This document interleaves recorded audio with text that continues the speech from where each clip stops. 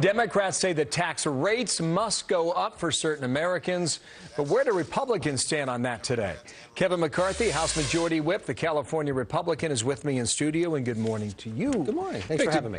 It's good to see you again. You picked a good time of the year to be in New York City. Where are we right now?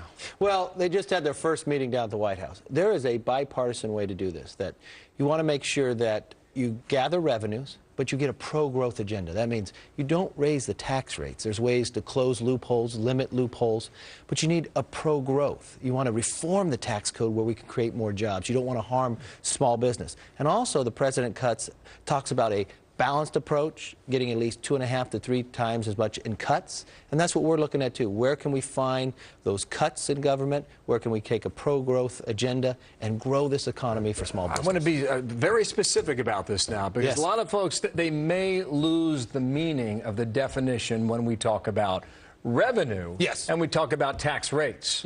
Because you're talking about the left hand. And Nancy Pelosi saying, forget it. The only way you're going to get a deal is if you raise the tax rates. Is that a game stopper?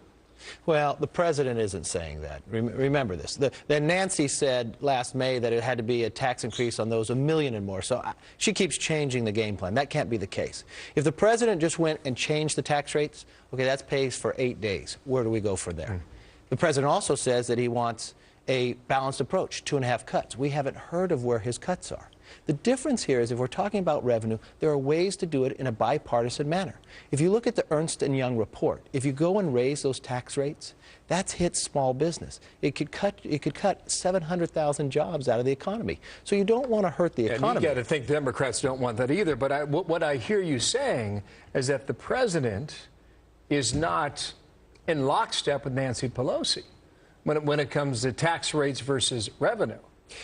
Meaning and suggesting that he may go along with your deal as opposed to raising tax rates. Do you see that as a possibility? I see it as a possibility. I think elections are over. Let's sit down and find a bipartisan way that we can solve this problem, not go to a fiscal cliff, while at the same time have a pro-growth agenda where we grow jobs. Now, I watched the president in his press conference said, did it have to be that? He says he was open to listening to ideas from Republicans. Speaker Boehner was just down there at the White House on Friday. It's the beginning. We want to show him if he wants to gain revenues, we're more than willing to talk about closing loopholes, limiting loopholes. Which loophole would you close? Well, we'll sit down and lay them all up on the table. There are a lot of ways that you can go through, but we have to have reforms. What you need to do, too, the structural change. You have to have structural change, otherwise you're going to continue to have trillion-dollar deficits. But based on your experience in working with President Obama, is he willing to go for significant tax reform?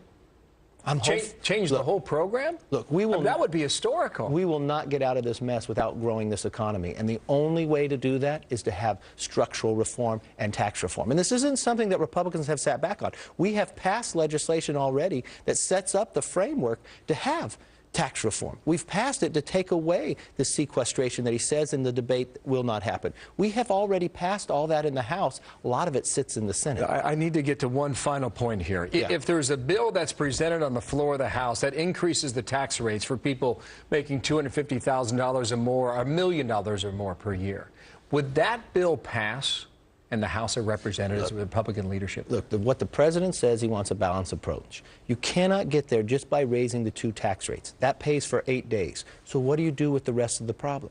You've got to find reforms in it where you have cuts, but you've got to grow this economy. And the only way to do that is overall tax reform. That's what we're talking to the president about. And we're talking to the president about if he wants revenues. We're not saying no to revenues. What we're saying to is you don't get that by raising the tax rates. You get that by loopholes. Just to nail this thing into the wall here, okay? If it were tax rates, you're saying that does not pass.